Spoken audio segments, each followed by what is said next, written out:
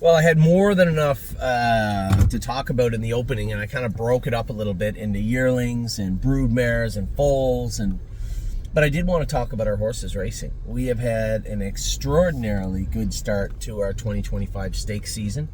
As far as stake races are concerned, I believe we have a win with Jailbird Jog and a first to second with Dune, right? The Tompkin Gears, I think we were sixth with big colt there, Simply Chaotic.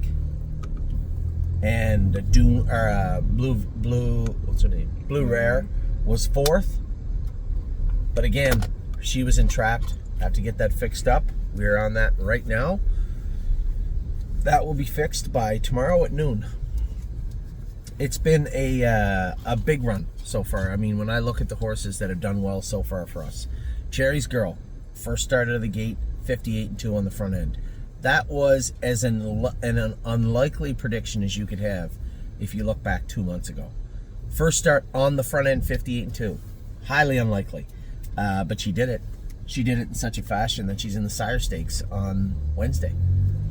Degas, knowing what I know coming into last week's race, for her to finish up fourth, trotted 58-2, closing hard on the end of it, that was an impressive mile. And I was impressed by Degas. I thought she looked very, very good. Diosa de la Danza kind of felt a little left out now. The 2-year-old pacing filly division did not go for the next generation, which is shocking.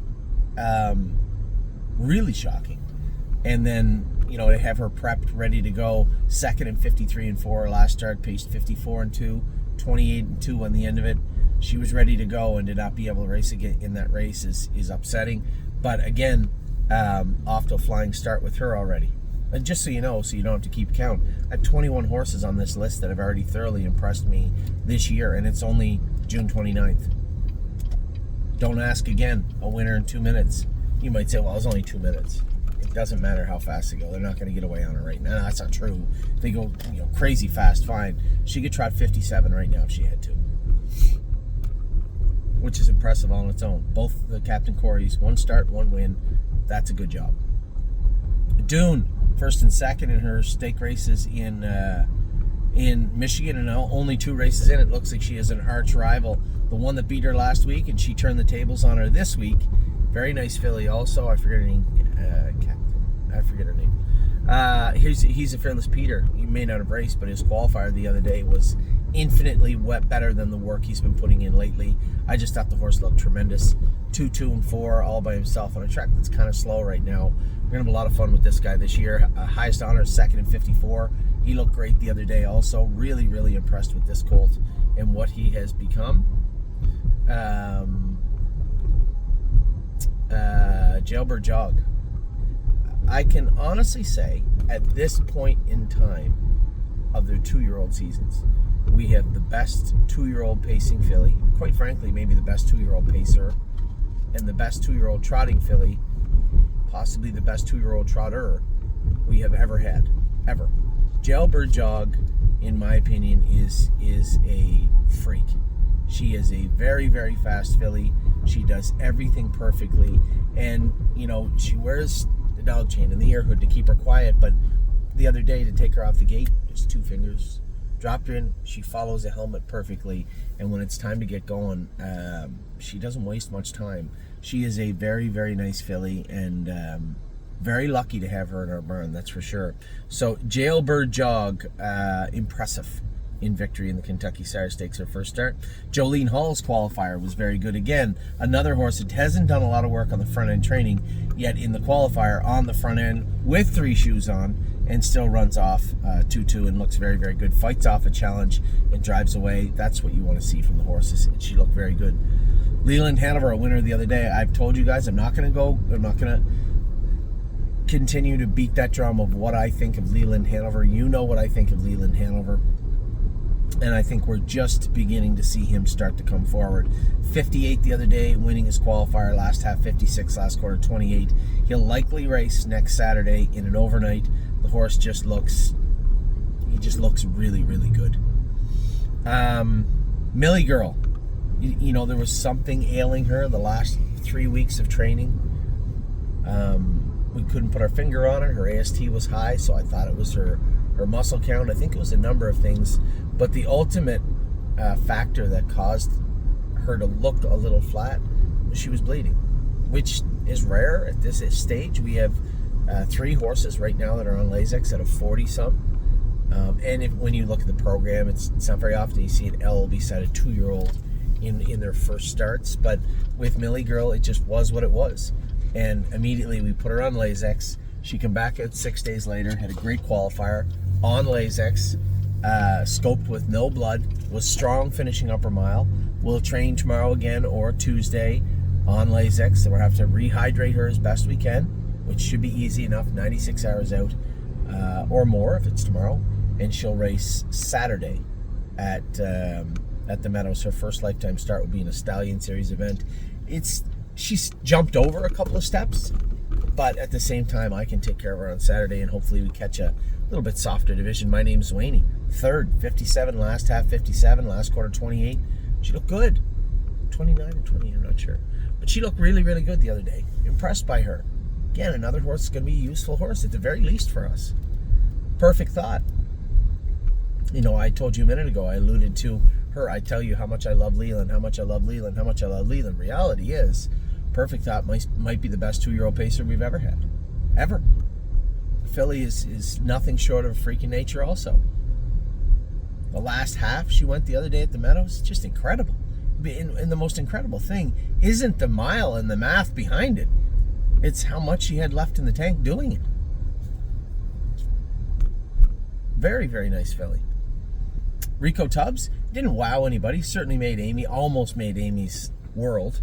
You know, had Chris not got up and beat her in that qualifier, that would have been a very memorable qualifier for Amy. Rico Tubbs, I guess I didn't really need to put him on this list, only for what he meant to my wife almost the other day. But Rico Tubbs has been a good colt. I've trained him in 2-1. He's going to race on Wednesday, and it's going to take a pretty decent 2-year-old to beat him, I think. That's my feeling, anyway. Riding the Rodeo? We liked her. I've always talked about the airways with Riding the Rodeo. I've been skeptical of the airway of Blue Rare. She ended up on Lasix. Riding the Rodeo qualified the other day, 56, and she was a winner. And looked good doing it. 56 winner already. Steph's Hope. Her SAA might have come back as 1, but I saw the mucus in her nose after the qualifier. And for her to qualify in 2-3, last quarter in 30 seconds, look as confident as she did and as poised as she did, yet have quite a bit of mucus coming out of her, was impressive. It impressed me a lot. Supermind. If we didn't have Uncle Danny, I'd have no problem taking Supermind to the next generation. You guys are going to see what I'm talking about here in the next week or so. He's a very, very nice colt and underrated, overshadowed by Uncle Danny. But I'm going to tell you, this is a very, very good horse. Sweet Lake, didn't know. You know, a couple people went with her. I don't know if she's that nice. I don't know if I like her. And every time I went with her, I told you I liked her very much. The other day, 54, last quarter, 27-1, just got picked at the wire. She looked very, very good also. There's no denying she has talent. It's right there in black and white. Tomboy Strong, 4-5 for mucus. Now, that wasn't sickness. That was more allergy mucus, but it was present. Comes first over and wins in 58, her first lifetime start. The most impressive homebred we've ever had, I think is safe to say, is Tomboy Strong. Uncle Danny, just a very, very nice horse. 56 the other day, jogged in 57 the week before that. I think with these flip-flops off and 9/16ths on, you're going to see a very, very good version of Uncle Danny. Now, Ron Burke had a horse qualify in 55. I'm sure there's lots of other trotting colts that can go. I don't know how many of them are as handy as Danny. They may very well be as quick as Danny, but I don't know how many of them are as handy as him. So it should be a lot of fun next week and the rest of the summer with Uncle Danny. And then Zena Kemp, back to 95%. We got her pretty well there. Now Eric's talking about qualifying or schooling her. I'm fine with either. I think a good mile. I'd like to see a mile in 58 out of her and in her either her qualifier or schooler or training trip. As I said to Eric, I would like to see a very strong mile on Monday or Tuesday. Come back with a very slow one on Saturday, 35-40, something like that. They're closed on Saturday. And if the stake is on Monday, that means it would have to be Friday. We'll see. We'll see how that plays out. But again, just another tremendously talented filly. 2 qualifiers, 2 wins. And, we haven't really talked about her yet, and that's because there's lots to talk about in the stable right now. Those are 21 horses right there that have really caught my eye. There's a number of them, and you know that I've talked about them and how much I like them, that aren't even on this list yet. It's shaping up to be, I don't want to say use words like banners or best ever. I don't care. It's shaping up to be a good summer here at the stable, and one that I think we'll all be very proud of when all the dust settles in the fall. Now, for our 3-year-olds, Arrowhead Hanover, I don't regret driving him that way. I regret getting parked the other day. I just never saw it coming, to be honest. When everything started to settle in the first turn, Aaron was retreating, Dave Pallone was back there, Wilbur's horse, who was kind of not good enough, was in the middle, and then he got Ronnie on the front. If I can get out in front of Ronnie, control the race, I don't think Ronnie's horse can beat me. I know Wilbur's horse can't beat me. And now Dave and Aaron have to come from 4th and 5th to beat me. I like my chances. I think Ronnie liked his chances too. I was out the whole way. Arrowhead Hanover was parked the entire way and trotted 53 and 2, 29 in the end of it, and never bled. He's a very, very nice horse. There's no two ways about it. A very, very nice horse. So Arrowhead Hanover, top marks this week. The horse he doesn't give in. He just keeps coming. Captain Incredible missed this week. He'll come back next week. I'm curious to see what he's going to be like with aluminum shoes on. I talked in depth about this over the last 48, 72, 96 hours. That thin line we're walking, just trying to keep him healthy, fast, sound, and powerful. To keep all those levels in optimal or high range is difficult. And Tim and his crew have done a great job, and I'm eager to see what Captain Incredible is going to do this week. Gorgeous Package was awesome last night. She's just such a nice horse to drive and to be around. And I want everybody, we lose sight of that sometimes, right? We talked about in the opening about how the 2 Captain Corey fillies were just miserable training down. They did not exhibit. I stopped short of saying talent because it's there. They did not exhibit what we needed them to, in my mind, to be quality animals all summer. But you can't make those judgments in training. You really, the last test, the last hurdle is the starting gate. When those wings open up and they put their nose up on that steel, at that point, after that, for the next 5 minutes, you can formulate whatever synopsises you want of that horse. You can make all the early decisions you want about that horse, but so much can change when those wings open up. You just don't know, right? And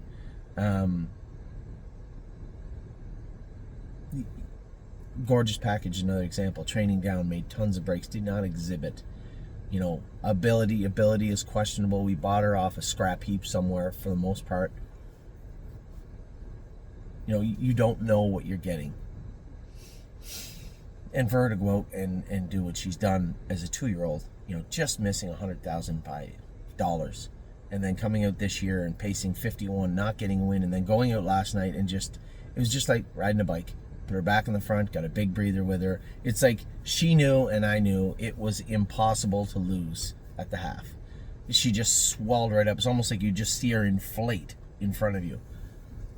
Around the last turn, there was absolutely zero concern from her or I. She opened up a quick length, and it's almost like she could hear everybody chasing to keep up, and she just took this deep breath. Like, it was just easy. It was just over. And then going through the wire, having her wrapped up. And listen, this wasn't a stake race. It wasn't a Breeders' Crown elimination, but it was a well-deserved victory from a filly that's had not a tough year, because she has raced well, but a dry year, let's put it that way. And good to see her get back in the win column on Saturday evening.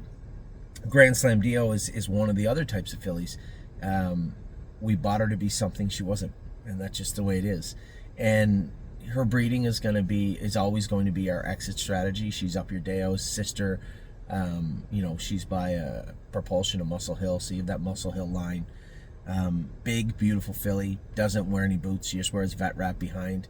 and is a nice filly. Is she as good as the fillies waiting in Oak Grove for her next week? No, she's not. But she's close-ish. She'll be better next week, and then we can feed her into the Nalmers at 3 or 4 to finish off the season in Oak Grove, hopefully, and then Kentucky. She's got a good mark, 55 already. I would love to see her, pull in. I would love to see her get to 6 figures life, but I don't know if there's a path to that directly for us. Close enough, but not quite there. But again, has turned into a nice filly. You can't get mad at a horse for not being what you want it to be, right? Not being what you bought it to be. She's as close enough to the best version of her she can be, and it's really hard for me to get upset. It just is what it is. Manhattan Money raced good last week. Finished second, raced as good as he could. Yes, he's a little painful behind the gate and coming off the car, but in the race, he's nice to drive, and he did race as good as he could the other day, so it's hard to be upset. Melisandre, again, perfect example, even more expensive than Grand Slam Dio, in the exact same boat. Wanted to have her a better horse. She always is going to have worth as a broodmare, but again, the difference between her and Grand Slam Dio right now is Grand Slam Dio's already got a mark at 55-2. This filly's got to get there. Again, just nosed out in 56 the other day. She will get there. She will get a very good mark this summer. It's just a matter of when. So Melisandre, racing well. Memento Mori's let everybody down this summer, and it's hard to be too upset with him. I mean, my take is he's very similar to the horse he was last year. And you might say, well, hold on. He set a world record last year at 51-4. Okay, you're right. He did. Yeah. But if you happen to just slide that line off of him, every other line looks the same. 54, 55, maybe 53 in a piece, but mostly 54, 55. And he will win in 54 and 55 this year. I can almost guarantee it. We have to get him back on track. And as I said to everybody, I'm not mad at him, but I am going to blow the carbon out of him next week. He is going to race at the Meadows. I can assure you of that. And he's going to race very, very hard at the Meadows. And then we'll see what's what with Memento Mori after his next start. Nassar, our newest horse. I'm interested to see what he's going to do. I'm tempted to go in and jog him, but it's so darn hot now. I think, yesterday, especially shipping in from Ontario, you don't know how much track work he's done. I know that Steve had put a lot of field work into him. He said he runs around, he shouldn't be cramping up, which is fair. Get on the trailer. We jogged him 2 days and trained him. Obviously, in my mind, the first thing that comes to my mind is, did he tie up a little bit? Maybe, I don't know. He trained great. I'm watching him. So, old horsemen, when the horses come in, you want to see if they drink, right? Because you think if they're drinking, they're not bleeding. Fair ball. And you want to see them stretch out and pee, urinate. And you want to make sure that it's not brown. If it's brown, it's an indicator they might have tied up. His was a little dark, but not bad. We couldn't draw the AST on him until Monday morning. So we'll know Tuesday what it was as of tomorrow. But he seemed very comfortable. Eating his lunch, looking around, playing good, stretched out good when he stretched out. There was no discomfort. So I think he's fine. And I think he'll make an immediate impact in our barn starting on Wednesday at Northfield Park. And then Resolve Indeed, doing her work well. Second, third, get up in one. She's doing what she can. I would say she's who was I comparing her to yesterday? Freedom Hill. Very similar filly to Freedom Hill. The only difference is one's made a lot more money than the other one. But very similar to Freedom Hill is Resolve Indeed. And then we move to the racehorses. Our lineup is a little whittled down. I will endeavor. I continue to say this to you. I will commit to restocking our shelves, so to speak, but it has to be with the right horses for the right price. That's just that. So, Greatest Ending is racing tonight. I expect good things from him. I can't expect him to go out and win. I mean, the horse is off almost a month, I think. Trained up this week. Jason was happy with the way he trained, so we'll see how he races tonight. Time is on my side. Is racing great. Bled a little bit last week. Megan's on top of that. She's on top of everything when it comes to this horse. Skipped the Brower last night. He's heading straight to the graduate final, I believe it is next week. Save America is racing great on the East Coast, as I said. He's got his 2 starts in now. Give him a week off, and then we'll race him next week. I think he's going to Truro, Nova Scotia for his next start. Spitfire Overseas, full of mucus. A little bit of blood the other night, but more than enough mucus to equate that blood to. So I'm not really worried about the minimal amount of blood. I'm not really worried about the mucus. We just have to treat him He started getting treated yesterday, so he'll miss next week. Looks like money. The horses are a little tougher. The heat was incredible down there, and again, they went fast. Were those the components that made up for a kind of lackluster sixth? I think so. I didn't see any lameness. I didn't see anything other than just the speed. I think half and 56 mile and 52. That was lots. And hopefully they fill at the Meadows next week. There's no regrets. The horse has to race, right? I love watching the Blue Jays, but I don't like watching them get beat up by the Yankees. Hopefully they won't.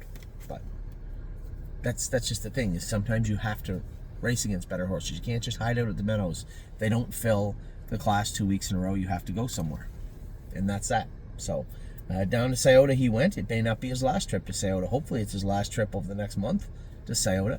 But we'll see how the Meadows goes next week and if they fill. 3 Point Blue Chip, I will say, will be very, very good in his next start.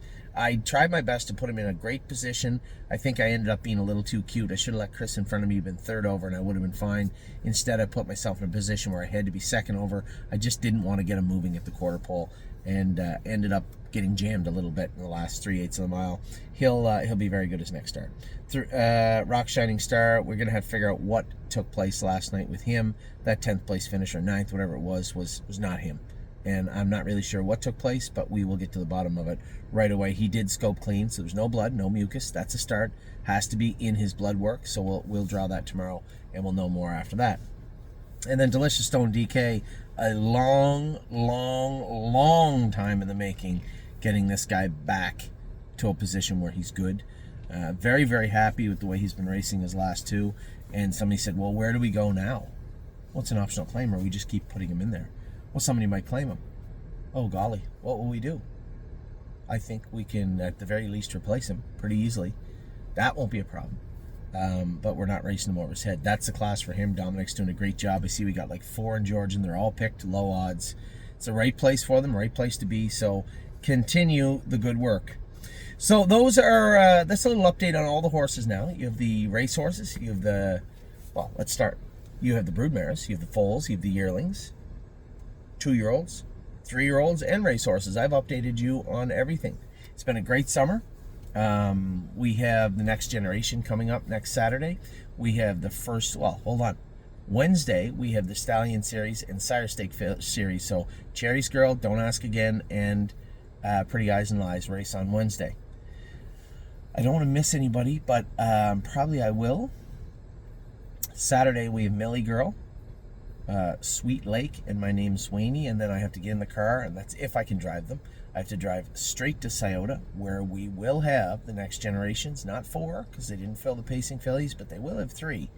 We'll have Uncle Danny, Highest Honors, and Tomboy Strong will be racing in the next generation next Saturday. We have a number of Buckeyes also coming up this week. So a lot of racing and a lot of stake racing. It's full-time stake racing starting right now. It is almost in Canada, July the 1st. Well, in both countries, July the 1st. And July the 4th, your big day here, Independence Day, coming up also. It's going to be a great week. It's going to be a very busy week, but it's going to be a great week. I am super excited. I hope you are too.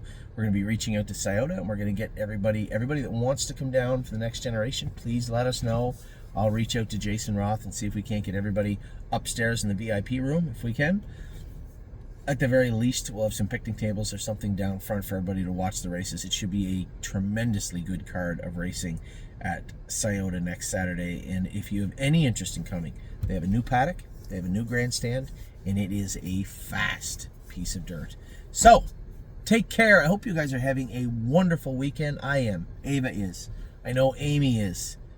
Kids and her were out bike riding yesterday. She said they were practicing at the ballpark. Ollie was getting some work in.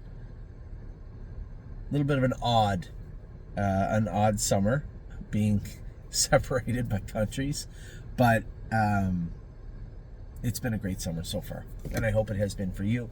I will talk to you all soon. Have a wonderful rest of your weekend and a tremendous week next week. Take care.